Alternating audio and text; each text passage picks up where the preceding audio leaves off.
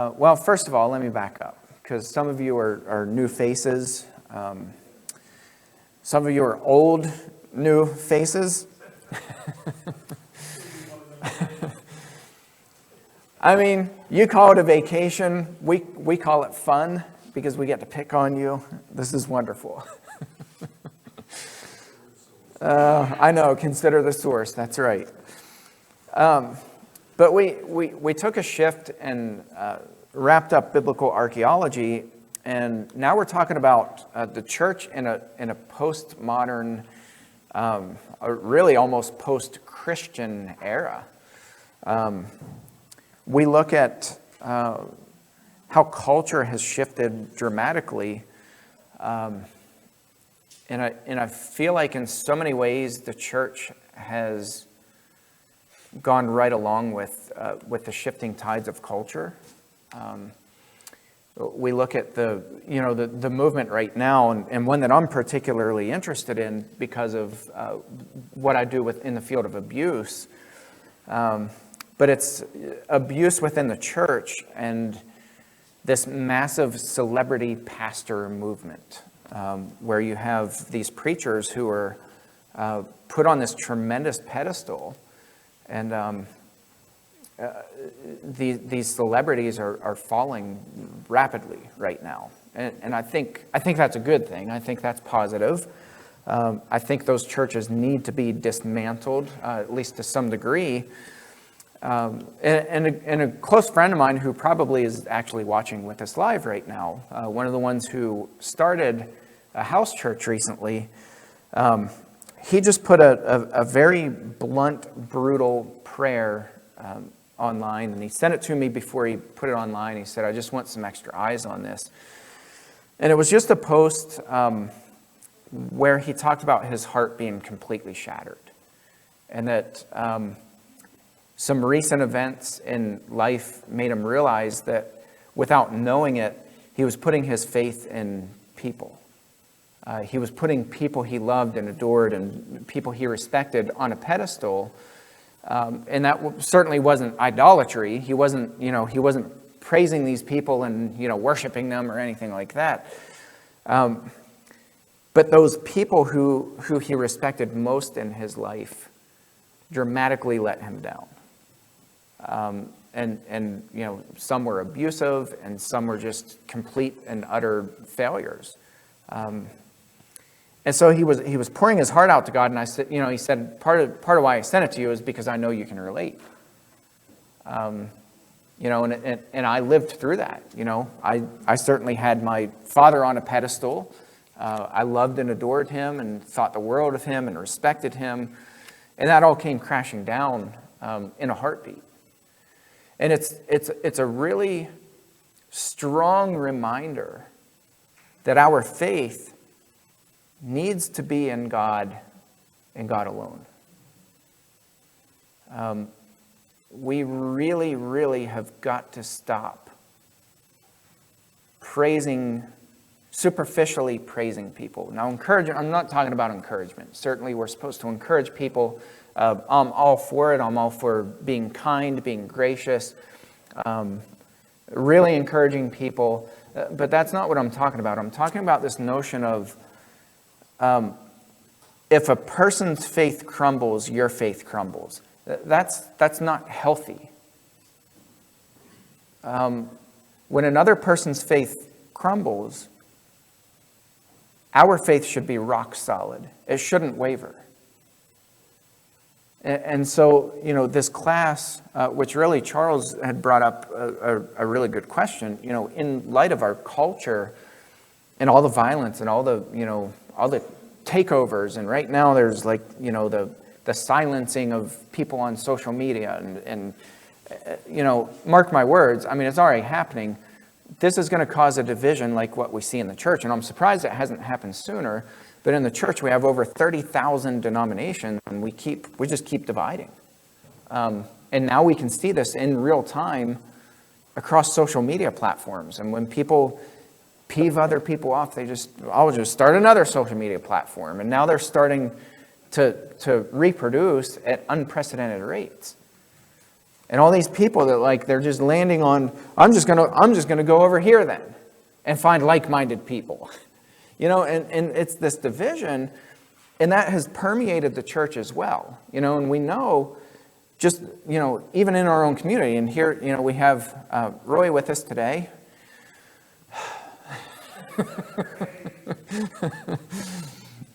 We do love you, Roy. We're super glad you're here. But we know, and you and I have talked about this a lot in the Restoration churches.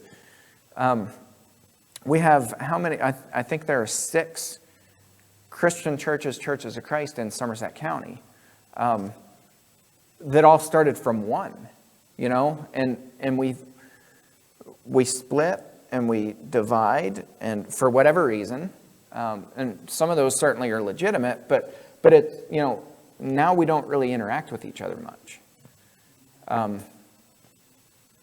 Or if we do, we pick on each other. But in the Lord's church, and I know we had these conversations back a few years ago about, possibly merging. We were having those conversations, and one of the things that you said, which I actually really like and agree with, is if we merge, we merge.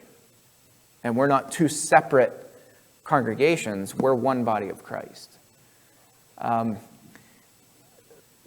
Because we divide really well. So the question, what do we do in this culture where people are just being nuts, insane?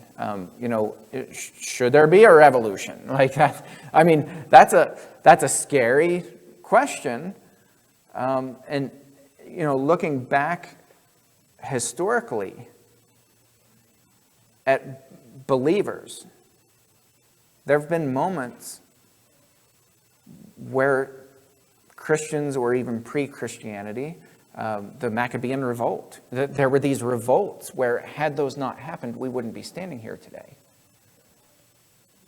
And so that's a terrifying question, and I hate that question, is, what do we do? And so we're going to kind of explore through the lens of the gospel how Jesus responded in a very volatile culture.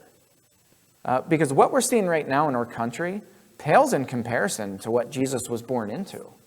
And I talked about that. Jesus, from the time he was an infant, his parents had to take him, and they fled to Egypt for years. There was just this massive,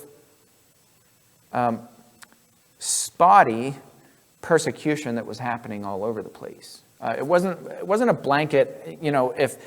If you worshiped God and you lived in the Roman Empire, you were going to be persecuted. That there was not a policy that was a blanket policy. There was a lot of religious tolerance, but there were pockets of people who were being persecuted. And it was brutal. It was absolutely brutal. Last year we saw how many cities burned down, like entire city blocks. It's not anything new. In the first century, look at AD 70 when Jerusalem was burned to the ground. These revolts are nothing new. So the question is, and the very real, valid question is, how do we respond as the church? So we're going to walk through different passages. Last week we talked about the invalid who was healed at the pool. And, I kind of painted that scene. Hopefully that gave some color and depth to that story for you guys. But it was during one of the 3 religious feasts. John doesn't tell us which one. So all the Jewish people, regardless of where they lived, were required to come to Jerusalem. Jerusalem was packed.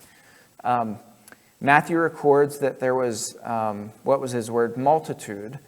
There was a multitude of invalids. And then he lists all kinds of infirmities. There was a multitude of them sitting there, or laying there by the pool. No indication anywhere that anybody except for Jesus walked into that crowd, that multitude of invalids. And Jesus questioned, do you want to be healed? And the guy responds, well, I have nobody to push me into the water. And then we talked about that. Why that strange response? Then the mysterious missing verse in that chapter of John. But the point is, Jesus always walked into the neglected. He intentionally walked into those crowds. Jesus didn't stand up holding posters and, protesting all the injustices of the Roman government. And believe me, there were a lot of them. But he didn't do those things. He didn't riot. He didn't hold a bullhorn, and at least it's recorded anywhere. He didn't hold a bullhorn and shout people down, and he didn't stand in the corner and argue with people back and forth. Look at social media. I mean, it's just a constant volleying of putrid thoughts back and forth, and it's never ending. It doesn't end. Jesus, when people wanted to do that with him, what did he do? What did he do? Yeah, almost always he left. When he didn't leave, temper flared a little bit, or he would go into a sermon, woe to you, Bethsaida, woe to you, Chorazin. He would damn that. And, you've brought this up before. We soften the terminology. What Jesus is saying is, damn you, Bethsaida. Damn you, Chorazin. You are damned. He's condemning them. So yeah, a rebuke, and then walk away. But he didn't hang around and try to soften people, and maybe I'll just build a relationship with them over the next 15 years, and hopefully they'll see the light of day. If people were combative, if people were violent, if people were vile, Jesus walked away. I think sometimes we honestly forget who he was. He was God in the flesh. Yeah. And therefore we should walk into situations knowing who he was. And we're still trying to figure out who we are. Yes. A lot of times. Great point. Rather than being made in the image of God. Yeah. Doesn't make us God or anything of that nature, but we're made in his image. We are spiritual beings who will live forever. Yeah. And he's our Father. Yeah. And I think too, I look at his example so many times when he walked away. He didn't just walk away and was like, whatever. Like, he often went up on the mountain and he prayed. He dropped to his knees, and I think based on who God is consistently throughout Scripture, that God in the flesh, when he experienced hardened hearts, he went away and he wept. God didn't take pleasure in condemning people ever. The Scriptures, the Old Testament Scriptures, are pretty clear about that. That he's not a loudmouth, like, you messed up, lightning bolt and strikes them dead. Like, that's not who God is. God weeps when people fail to repent. And so Jesus, you're right, God in the flesh, he knew who he was. So we're going to look at this story in John chapter 9, because this is another good indication that shows you, like, right now, there's a whole lot of fingers that are pointing at each other in this country, right? People are, it's, politically, right? And otherwise, in the church, doesn't matter. Take your pick. It's Trump's fault. He incited people. Okay, maybe part of that's true. Maybe part of it's not. I don't know. I'm not here to make an argument one way or the other, but it's his fault. The riots that were going on in the country, it's, cops shot innocent people or killed innocent people. It's their fault. It's their fault that they incited this. At the end of the day, I think Scripture's really consistent that we're responsible for our own actions. We and we alone are responsible for our own actions. Yes. So this story is a finger-pointing story in John chapter 9. We're going to start in verse 1. As he passed by, he saw a man blind from birth. And his disciples asked him, Rabbi, who sinned, this man or his parents, that he was born blind? Do you hear what's inherent in the minds of these Jewish disciples? Who sinned? This man or his parents that he was born this way? What are they asking? What's the heart of the question? Yeah, whose fault is it? What does that sound like? What Old Testament stories does that sound like? All of them, right? How about Job? Let's start with Job. What did Job's friends say to Job? Yeah, what did you do wrong that angered God? And when he said, well, I've done nothing. I've been righteous. What was their response? Yeah, they didn't believe him. They were like, come on, man, there's got to be some secret sin somewhere. So we have this notion, and still in our minds today, it's deeply ingrained, and maybe part of that's not their Jewishness, but human nature, right? We want to find a reason for why things happen the way they happen. And I think that's normal to feel that way. Because we don't like unknowns. Living in the world of unknowns, somebody gets stricken with a chronic illness. What's the worst thing that you can hear out of a doctor's mouth? Besides, for you have X amount to live. What's one of the worst things that you can hear? Cancer? What about, we don't really know what's going on, right? Or we don't know how long you have, or we don't know how to treat this, what the best route is. Those unknowns kill us inside. And so when somebody's born blind, right? And this goes back to innocent suffering. I wrote a paper in graduate school about innocent suffering. Where is God when little children suffer? And believe me, I mean, go to any children's hospital and walk in there for 5 minutes and try to look into the eyes of these children and not ask that question, where is God? It's impossible to do because your heart shatters on a million different levels when you see these little innocent children suffering. So this question is not inherently a bad question, but it shows where our minds are. Like, who's to blame for this? Someone surely is responsible that this kid, this man now, was born blind. He didn't have a choice. Who sinned? And Jesus answered, it was not that this man sinned or his parents, but that the works of God might be displayed in him. That's fascinating, isn't it? Because now we're getting at the heart of who God is in the midst of a really broken world, whether it's riots, whether it's persecution, whether it's sickness, human sickness, whatever it is, we're getting at the heart of God right now. I mean, sometimes, well, actually, oftentimes, God creates consequences for our sins, but that's not what this is. Jesus is saying that this happened so that the works of God might be displayed in him. Now, what I don't think Jesus is saying is God made this man blind so that, years down the road, he could perform a miracle while his buddies sit by and are still dying of their infirmities.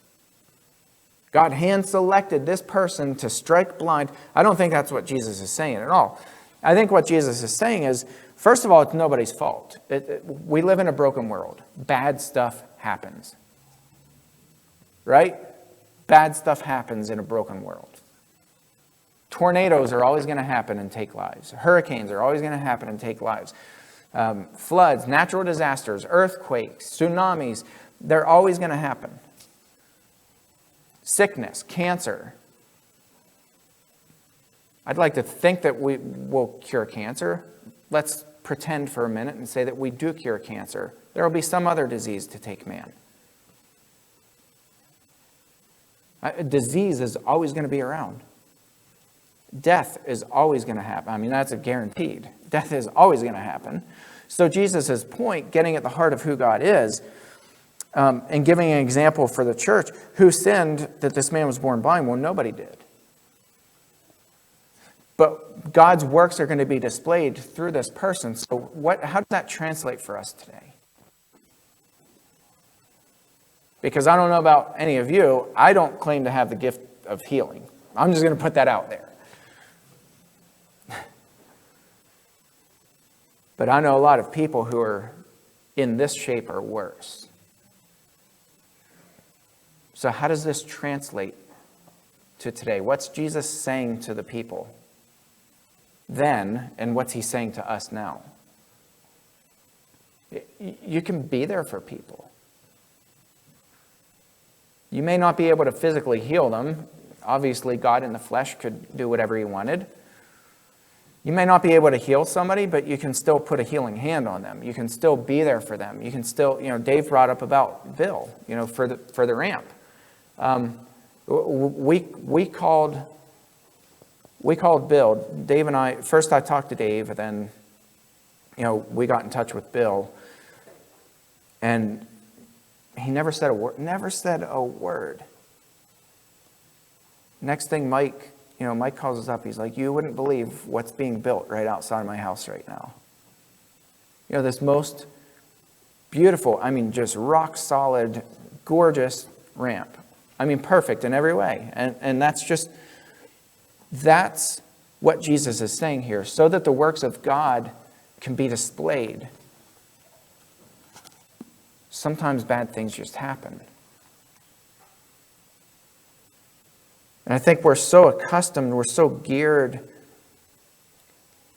for finding answers and in the process pointing fingers that we forget. We don't see Jesus in front of us. We don't know who we are. I think you put that really well. We don't know who we are. We still don't know who we are. Jesus did.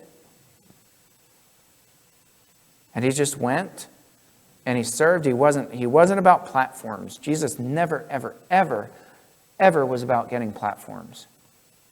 You ever notice the kinds of places he went to? You ever notice the announcement of his birth? A group of shepherds,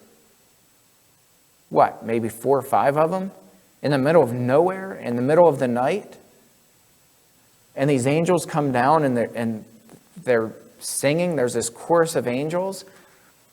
And they tell these no-name shepherds, the Messiah is here. The one who is going to save mankind is here. Then the angels are lifted back up. And if you step back for a second and look at that story, through our eyes, you look at the absurdity of that. But then you look at it through God's eyes and it makes perfect sense. He wasn't about these big platforms and this grandiose entrance and the big stages and the flaring lights and the big rock bands and all the stuff that we put so much money and time and stock into, and building up these celebrity preachers and like all this weird stuff that we're into. Jesus was never into that.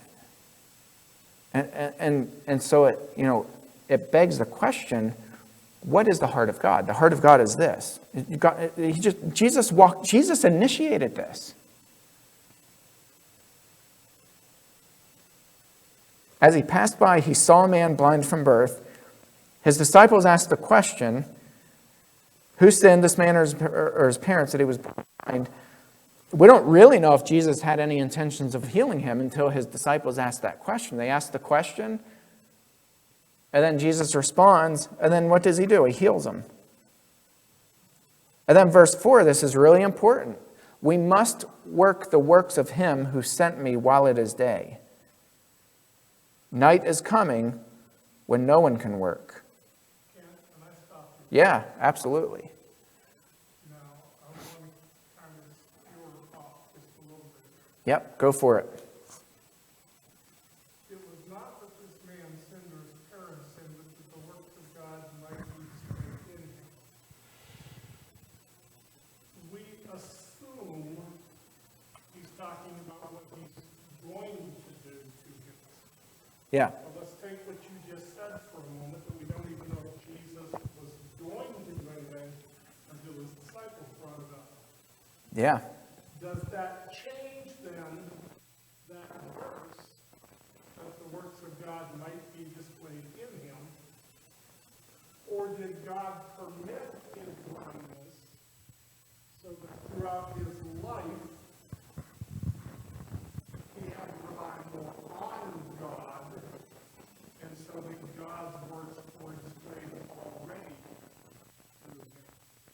The point being Yeah. that we ought to look where we are. This gets to the idea of knowing who we are. Mm-hmm. And then work with what we have. We can get into the story of the talents. Yeah. So you've got one talent, guess what? Don't bury it. Work with what you've got. Yeah. Yeah. And it may not be much, but work with it. Yeah. I'm just throwing that out as a... Yeah, and I don't know that I know the answer to that, but it's a really important point that you bring up, because what that brings to mind for me. By the way, if you couldn't hear that online, the question was, did Jesus say it was not that this man sinned or his parents, but that the works of God might be displayed in him, as in he just saw an opportunity and healed him, or knowing that Jesus may have just passed by him and had no intentions of healing this man until his disciples said something? Was it that this happened so that the works of God might be displayed in him throughout his entire life? God permitted him to be born blind. God allowed it so that this man would fully rely on God throughout his life. It's probably impossible to tell. Well, I shouldn't say impossible. Maybe if a Greek scholar went and looked at tenses and really parsed these couple verses, you might be able to get a better sense of that. But I think that raises a good point. What are we doing with our life right now? When you brought up the talent, even if we have one talent, our job is not to bury that and to preserve it throughout our life so that we can make it into heaven on fumes. Our job is to take what we have, no matter how small, and to put that to work and to bless other people and let the works of God be manifest in us. And I feel like, we really squander so much of what God's given us. And we spend so much time in Christianity fighting and pointing fingers and saying who's at fault for what. And we've all been guilty of this. I mean, all of us. I'll raise both of my hands and both of my feet, right? We've all been guilty of this. And so it's a reminder that, maybe it's both and, but maybe it's more the second option, that God permitted this, that the works were being evident through this man, displayed in him throughout his entire life. Which is why the guy was so quick to accept this. And the story gets really interesting. We'll keep moving on. God says, or Jesus says, we must work the works of him who sent me while it is day. Night is coming when no one can work. As long as I'm in the world, I am the light of the world. And I think what he's saying is, tomorrow's not the time. The day after is not the time. 4 weeks from now is not the time. Finding time in your schedule where it works, right? We're guilty of that. Well, let me look at my schedule and see if I can make it in the next month or two. What Jesus is saying is, now is the time. Right now, I'm in the world now. I'm the light of the world. Now is the time. So get to work, doing the works of God.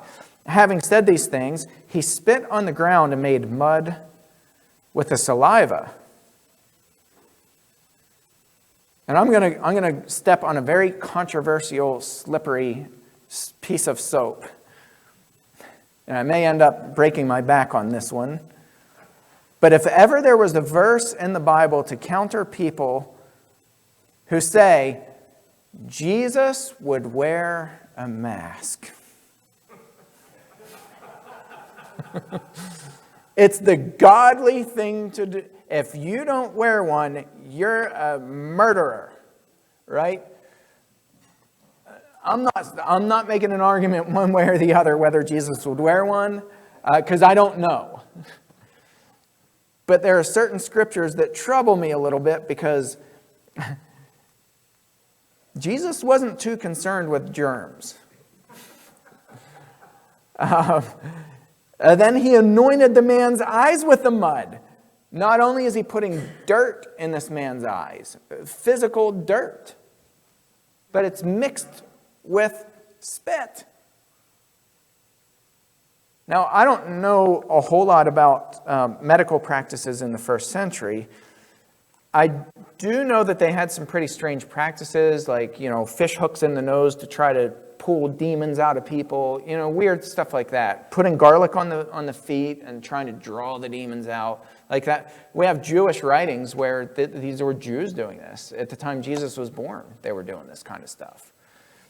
There were some weird medical practices, but I don't know if anybody anywhere in the first century would have thought it acceptable to hawk a big loogie and spit in someone's eyeball. It might have been. So this is a really bizarre, it's a really bizarre passage. Interesting that John uses the word anointed. He anointed the man's eyes with the mud and said to him, "Go wash in the pool of Siloam," which means sent. So he went and washed and came back seeing. This is a fascinating, intriguing passage to me. Because all this stuff we think we know about Jesus, and maybe that's part of the point for Jesus doing this, because that's nothing new either. We think we know WWJD. We think we know what Jesus would do. We think if Jesus were here, he would self-quarantine. He wouldn't ever dream of going out in the crowds. He would wear a mask. He would do this. He wouldn't wear a mask. Right? There's people on both sides shouting people down, telling them what Jesus would do, speaking on behalf of Jesus, when Jesus never said a word about it. In fact, Jesus did all kinds of bizarre things that were really unsanitary and gross. And this is one of them. It's pretty gross. I don't know why. I've tried for many years to try to figure out what Jesus is up to, and the only thing I can come up with was Jesus was all about shattering people's perceptions of who they thought God was. And by the way, this happened on the Sabbath, again. And it made people livid, again. He's constantly shattering what people thought they knew about who God was and what God would do. And, people put God in this box and say, God would never heal on the Sabbath. Well, what did Jesus do? He healed mostly on the Sabbath. It's like he went out of his way to heal on the Sabbath. Jesus could talk people and, say a word and people would be healed. And he did that sometimes. Sometimes he didn't. Sometimes he did stuff like this that you just, it's so nasty and so gross, and you walk away thinking, what were you thinking? Why didn't you just tell the man, get up and go, you can see, go home. But not only does he do this, then he tells the man, go and wash in the pool of Siloam. What do you know about Jewish people and water? From the story last week. Do you think this guy went to the water and was listening for ripples across the water, for the angel to stir the water? He might have been. But what's interesting to me is not sanitary versus unsanitary. It's not, the rules of medical cleanliness and, all this stuff that we think about. It's not the outward, right? Peter talks about that with baptism. It's not the outward cleansing of the body. It's this pledge of a conscience, a good conscience toward God. Jesus is concerned with this man's what? His heart. His faith. Did this man deliver? 100%. It's fascinating. This guy never questioned Jesus. I would have been screaming out, what do you mean? You just spit in my eye and rubbed dirt in it. That doesn't feel good, right? The eyeball is so sensitive. I wore contacts a total of 2 weeks in my life. One day I got fed up and I ripped them out on the sidewalk at Harding University. I ripped them out and threw them on the ground and never put a contact in my eye again. I could not take that dust feeling, just dust in my eyes. This guy had a big wad of mud and spit rubbed in his eyeball. And the guy didn't question Jesus. Wasn't there a time that Jesus used spit to put it on the guy's tongue? Or am I thinking something else? Now that I have a really bad memory, I don't know. I don't remember that. I don't remember that. Yeah. Boy, maybe it's this one here, but See what happens when you get seasoned? See what happens when you get seasoned? Your mind. Yeah, and you may well be right. I have a really bad memory. that's what I'm asking. But I think this is just a really powerful story because Jesus breaks every mold, every box that people wanted to put God in. He just broke it. But at the end of the day, he wasn't doing it just to agitate people. And I think that's what we need to remember. Like, did it agitate people? Absolutely. Is that why Jesus did it? Never. It's not at all why he did it. Why did he do it? He did it because it was the right thing to do. He did it because he wanted to display the works of God. Jesus constantly walked into crowds of people who had infirmities, who were sick. He took the time, he healed them. He would say a word to them and he would walk away. People were hungry, Jesus fed them. People were thirsty, Jesus gave them water. People were lonely, Jesus visited with them. Jesus constantly avoided these big crowds of people and going on the pedestal platforms, those sorts of things. He had no interest in that. Yes.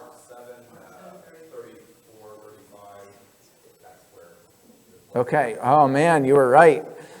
We're never going to hear the end of this one. Call up Daily American. I was right.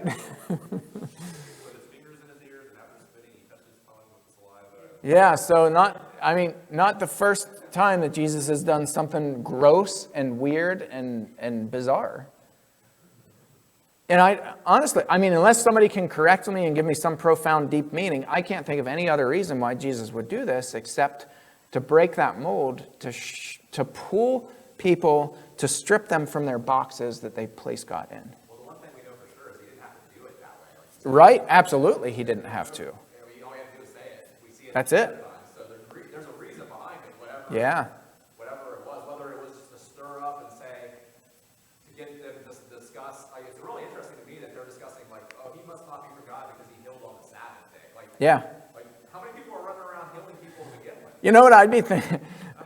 This is just the weird side of me, but I'd be thinking, instead of thinking, this can't be the Son of God, he healed on the Sabbath, I'd be thinking, you're a monster. You just spit in someone's eye. But I think it's just so cool to see that, God, wherever God goes, God blesses people and protects people.